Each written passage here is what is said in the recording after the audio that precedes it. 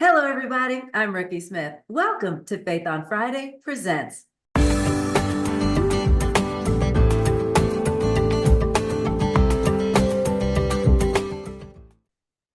At Faith on Friday Presents, we're all about highlighting inspiring people, engaging topics, and small businesses. And don't forget, while you're here, like, subscribe, and share this YouTube channel, as well as like our Facebook page and follow us on Instagram. We don't want you to miss a thing.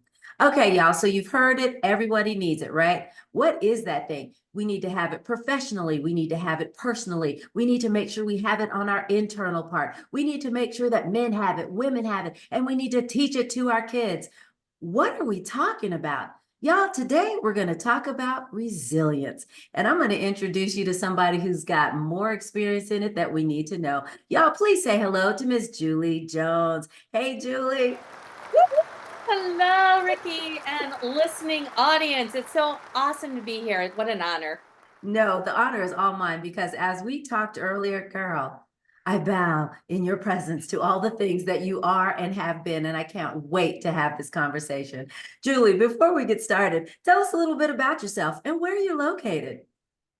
Well, first I'll start off with where I'm located. I'm located in the Infernal right now, which is right outside of Phoenix, Arizona. I've been out Mm. here for 23 years, born and raised in Wisconsin. So you may pick up a little bit of that, what people call Canadian accent.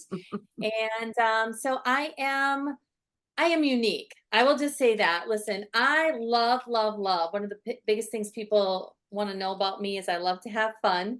So Y'all, I did not expect that. I didn't know. I love to have fun and yet can still deliver an impactful message. So I am a speaker, breakthrough coach. I have my own television show, and I have all kinds of things that I could go blah blah blah blah blah blah blah. However, I really have an impactful message, and let's just get right into it I because love that. you can find out more about me on my website. And we're So so going to talk about this. But before we jump right in, there's a couple of things that I have to tell people about you. Okay, even though she's in the inferno, y'all, and you know how I love to say where it's hot as fish grease. Yeah, that's where she's at. But Miss Julie's also 6 foot tall. And Miss Julie is also a former law enforcement officer. Ooh, you ooh. can't tell me I don't know the coolest people, because I do. That being said, so Julie, we're talking about resilience. Tell us what is resilience based on what it is that you do? To me, resilience is getting up one more time from having been knocked down over and over again in life and just choosing and making the decision to get back up and face life because life has a way of throwing us curveballs and knocking us down over and over and over again. And it's Yeah, the will, the desire, the choice. It's really a I choice like that. The to get choice. back up and Yeah, continue to face what life gives you. See, yeah. because I believe life happens for us, not to us. Oh, that's And good. it's in those life lessons that we develop kind of that resilience, if you want to say, bone or Hmm. DNA or whatever it is, to decide, okay, I'm getting up and facing another day. Yeah. And some days that can be harder than other days. So, Julie, in that definition, which is absolutely phenomenal and covers so many things, does everyone have resilience? Can everyone be resilient? Because you said it's a choice. Do we choose it on our own or is it thrown at us and we choose I it? believe it is. I believe it's how we view ourselves, really, quite honestly. Mm. And it's the desire, the decision to say, okay, I've got what it takes. We all have what it takes. See, Mm. I truly believe, and I read this once in a book by Don Miguel Ruiz. He said, we're born perfect, we live perfect, we die perfect. Wow. And then, in my opinion, it's the stinking thinking. This like small 6 inches right between here that Hmm. gets in our way that stops us from thinking that we are not able to be resilient, to be Mm. inspirational, to be courageous. See, resilience is all about just taking one step towards action. See, we can think about things all day long, or, we can should on ourselves, as I say, we Yeah, should do yeah. this, we should do that, right? But it's like, stop doing that to yourself and just make one small decision on how you're going to take action to move forward. Mhm. Ricky, one of the things that I sometimes tell people is that I ask people, what does a cockpit in an airplane not have? Wow. Right? I don't know. I've never been in the cockpit of an airplane, dang it. Dang it. Well, like if like sometimes like the cockpit's open and we kind of glance Yeah, in, and hopefully the pilot's there. Like the plane's that would not be flying good. without a pilot, right? But the one thing a cockpit does not have is a rear view mirror, because Oh, that's they're huge. not looking from where they're coming from. They're looking towards where they're going. That's And huge. it's important for us, like our past can give us some life lessons. Hmm. However, don't spend so much time there, and continue to move forward, to take those steps forward.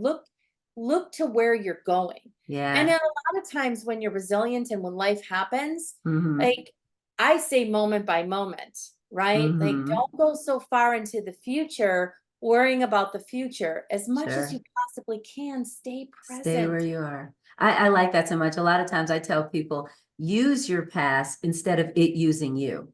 And that's that Mhm. same thing. So, Julie, where and how and when did you get on this resilience message path? What happened in your life? Well, there's been a lot, quite honestly.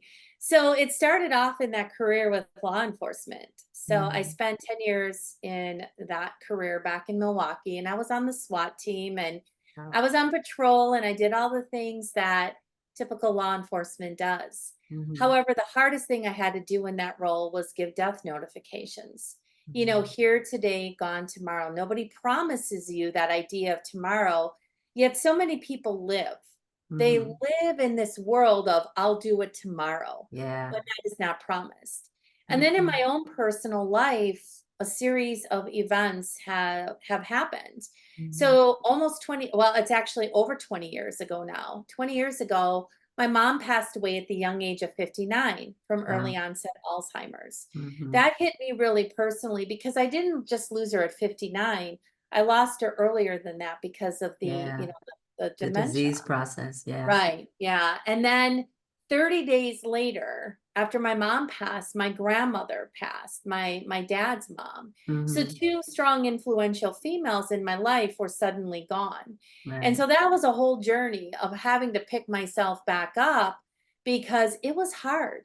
It was like the first real loss back to back that I had ever experienced in Mhm. my own personal life. My goodness. And now, we fast forward and there's other losses and there's other things that happen. Mhm. But the ones that have impacted me, my father, in August, it'll be 5 years that he's gone Wow. as well. Mhm. And then this past year in November, kind of out of left field, November 9th, 2023, my husband was diagnosed with stage 4 metastasized colon cancer. Oh, wow. And we had less than 6 months together, and he ended up passing April 29th of this past year. And, I'm proud of my age. I'm 56, but I Mhm. never thought at 56 that I would be in a position Sure. where both my parents are gone. And Mhm. after I lost my father 5 years ago, I almost felt like an orphan because now Yeah. your parents are Mhm. no longer there. And Right. now the person that, I spent 13 years with, that I, wanted to spend a future with, my soulmate, the love of my life, Mhm. now being gone, it just talk about having to pick yourself up on a daily Oh my basis. gosh, that's incredible. First of all, Julie, thank you so much for sharing that. And I'm so sorry for the loss of your husband. In looking at all of those losses, and people listening and watching the show have gone through losses over and over and over. Where did you find the courage to get back up? Is it something that someone taught you or that you saw emulated? Where did you get that from? It's the innate knowing that life is a gift. Mm, And again, it's a choice that and I'm not saying that there haven't been moments where I'm curled up in a ball crying, and I still sure. cry a lot. Hmm. Like, this past week, I ended up getting, our wedding video off of DVD, Mm, digitalized so that I could watch yeah. it. And watching that again, oh boy, it brings up all the Yeah. emotions, right? And Yeah. so I'm very transparent, very vulnerable in sharing that with people. Mhm. And so I take it, I really truly take it day by day. Like if I need to cry, I cry. If I Sure. don't feel like doing anything, I don't do anything. That's However, good. I know my husband and what we wanted to do. And because Mhm. I look at life as being a gift, he would want me to go on and be enjoying. And now I'm kind of living our dreams out loud for both of us, I like that. and it looks Yeah. different. That's Mhm. it. It's different. Yeah. And It's it still will a life. always be different, but it's still life. It's still a life Yeah. and a great life. So Mhm. now, fast forwarding in the business and your coaching practice, what is it that you coach around for your clients? So I am a master practitioner in neuro-linguistic programming as well as mental and I know I was it's like, a wait, big what happened? yeah, and it's a and then mental and emotional release. Mhm. It's part of what I call a breakthrough session, and Mm. then also certified in hypnotherapy. So Wow. my expertise really comes in, I guess the best way to put it is helping people to get unstuck. Like Mm. there are themes that we continue to play over and over, like a record. Over, Yeah. like a record Oh, that gets yeah. stuck, right? And it's over and over and over again. Right. It's like, why are we sometimes in the same type of relationships Mhm. or choosing the same type of thing in business? And see, what I do is not just for professionals, it's Mhm. for anyone Mhm. really that wants to live their life. I say out loud, but Yeah. it's really a platform that I've had since I started my coaching business of stop waiting, start living. Mm. That's Because so good. I love. I am so passionate about Mhm. people either getting off the fence or doing whatever because, oh, well, like, I would love to be doing that. The whole yeah, Yeah. but, Oh my gosh. get yeah, but out of your vocabulary. Right. The That's things true. you wanna do in life don't always have to cost money.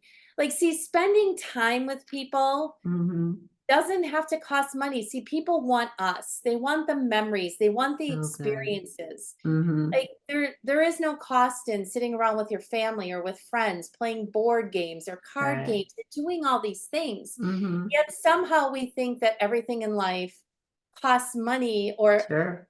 and you know what? It may cost money, but the one thing we can never get back is the time. Is the And time. once the time is gone, it's gone. Yeah. And That is so so true. figuring out those ways, right, to Mhm. be with the ones that you love. Yeah. And now, does that speak to resilience in your business or in your practice? Because, that neural transforming of a thing, are you teaching people also to be resilient? Because a lot of the things that we struggle with in our minds have to do with the things that we have gone through, the things that have knocked us down, that have made us stuck, whatever it is. I tried the business, it didn't work. I tried the relationship and it ended badly. I tried to build this and it crumbled down around my ears. So there's no sense in doing it again. Do you find a lot of your clients struggle with that ability to be resilient and bounce back to get up at it again? They do, but see, like what ends up happening in life is Mhm. that when we experience an event, and this usually starts at a young age, somewhere Mm. before between 5, 7, that kind of thing, we Mhm. experience an event and we have an emotion. Right. And then we label ourselves. So, X event happens, we Mhm. experience sadness, and now we say, I'm not good enough, or I'm not worthy, or I'm Right, not right. resilient, or whatever you Mhm. say to yourself, right? Mhm. Now you go through life, and every time you experience that emotion, Mhm. you relabel yourself and you keep telling yourself that story. Mhm. So, through the unique process that I do, and again, I've been certified, and there's other people who are certified to do this as Sure. well, but we remove the excessive emotion around the event. Wow, that's See, huge. in every event, there's learning. Like we Mhm. learned something from that event, but sometimes we don't remember what that was because the emotions are playing a role. Oh, I'm yeah. not here to say Wow. that like Mm. we get like the excessive sadness taken away, because I've experienced breakthrough sessions Mm-hmm. and I remove the excessive emotion.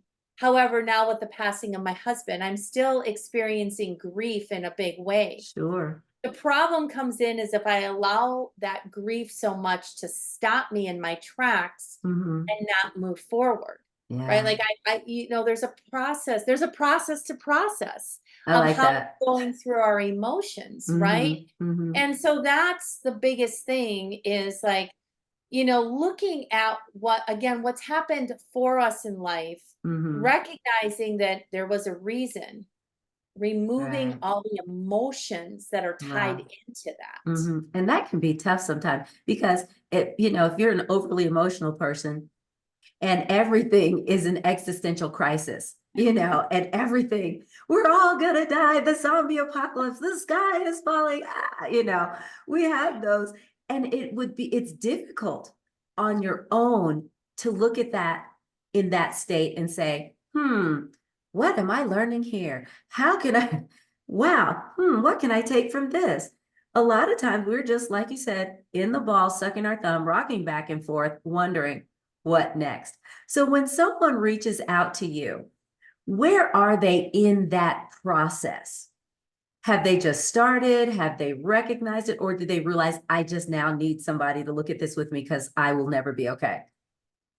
I believe that coaching is for people who everybody in life is successful. See, there's nothing to fix. Oh, I It like that. there is just a different perspective. So Hmm. Ricky, I'm sure you've seen yourself on camera, right? And sometimes Yeah. we like it, sometimes we don't, right? But a camera gives us a 360-degree view. But Mm. it's often why, like, I use my branding glasses, right? Because for all of us, we look at life at a certain ways through Wow. certain glasses and Hmm. with filters and blinders. And so as a coach, I help to take these off and Wow. help you to have much more perspective to Hmm. I see you in a completely different light than you see yourself. 100%. And and so that's where it goes. But again, most people who come to me, I will say all people that have come to me Hmm. have had a lot of successes, but there's just that one thing that may need Hmm. to be tweaked or that they just, they're highly successful in business and Sure. maybe not so highly successful in relationships or vice Hmm. versa or whatever it is. Right. Hmm. So what's that one thing that's holding you back that you don't see and I can help bring to light Wow. so we can Hmm. overcome it once and for all? I love that. So, Julie, for folks who are listening and watching, can you give me three things that you would tell a client or someone who is stuck, but they don't realize they're stuck? What kind of things can they ask themselves to see if where they are is a sticking point? Well, one of the things that I often say is that how you do one thing is how you do another. So if you find you're stuck in one particular area, start looking to see, where it's showing up, where Mm-hmm. it's showing up. That's Number good. two is be open and honest to feedback. See, I don't believe that mistakes are failure, Mm-hmm. it's feedback. Oh, So, like wow. asking some of your most trusted people, like, Mm-hmm. and I know sometimes we don't want to often hear it, but I'm Yeah. telling you, it's the greatest gift I ever received is when people are open and willing to give you feedback of how you're Yeah. showing up in life. Mm-hmm. Because then if you're getting the same message, right? Like, let me give Mm-hmm. you an example. When I went to a women's leadership seminar and I had to stand before 65 different women and Mm-hmm. they had to give their first impression of me. And they Wow. told me that I was intimidating, a bee, like all this kind of stuff. And that is not who I am, Oh my right? gosh. That is not how, but like, well, first of all, it takes courage to tell somebody that. It takes a lot of Yeah. courage to take it in. But do you know Mhm. what? It was the biggest gift I ever received Oh my because for gosh. me to find out how I believed I was showing up and how Mhm. people were really seeing me, That's it was huge. because I was nervous amongst women Mhm. and I had been bullied as a young child. So I put on this protective armor. Wow. I didn't realize that I was doing that. So Hmm. 1, 2, and 3. Number 3 is know that you're enough. And Oh, again, like we go beautiful. to a place, like we go down that rabbit hole of like, I'm not Hmm. good enough, I'm not worthy.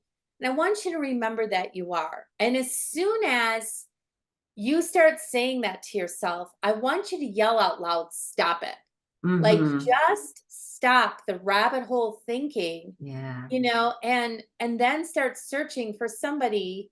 And I don't care if it's me, it's you, Ricky, it's a coach, it's whoever. Hmm. Find somebody in your life that will help you to see who you really truly are. Oh my gosh.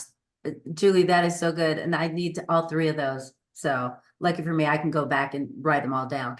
So, Julie, with all this great information, if someone wanted to reach out to you or continue this conversation or work with you, where's the best place for them to find you?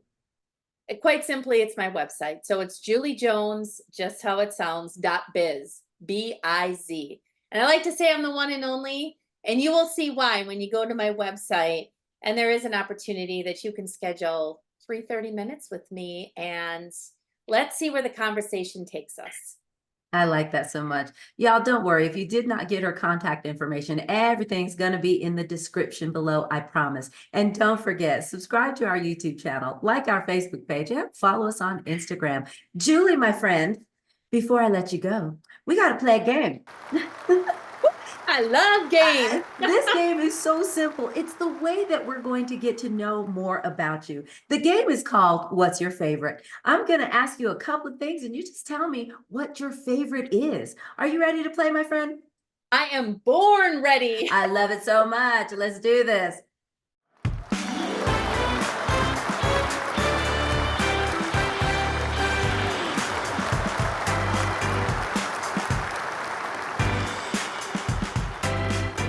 What is your favorite genre of music? Rock. Really? Okay. Now you're going to have to expound. Is that new rock, old rock, 80s. 70, 80s 80? rock. 80s. I'm an 80s girl. Me too. I love it so much. Who's your favorite band? I just went to go see Tesla. Did you?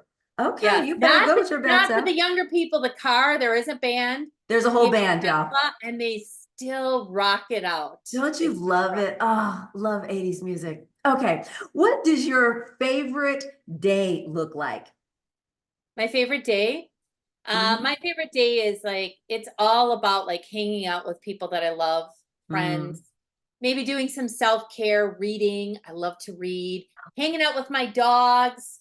Like sometimes it's a whole lot of like nothing, like not even having the day planned and yeah. just making the decision of like moment by moment. Okay, what am I going to do now? What am I Hmm. going to do now? The spontaneity of it all. I like Yes. it. What is your favorite guilty pleasure? Reading fiction books. Okay, I say fiction because in business and all these things, like we should be reading, like all this stuff to like the mind. Yeah. I love a good crime mystery. James Patterson is one of my favorite authors. Okay. Conley. So I love to read fiction, and if I really get into a good book, I'll Hmm. usually have the book read, like the entire book read in 4 hours. Oh, So that's so me. I love a yeah. good book. Oh my gosh. Yeah. You gotta let me know what books you're reading because I got something for you or love. What is your favorite piece of advice? You know what? My favorite piece of advice is you matter, your voice matters. And so really just be out there. You don't need stages. Mhm. You don't need, to be on podcasts or whatever it is. You can have that ripple effect in your own family, in your own community. I So like that. just speak your truth and know that, God doesn't make mistakes and you Oh, are perfect. oh, I love that so much.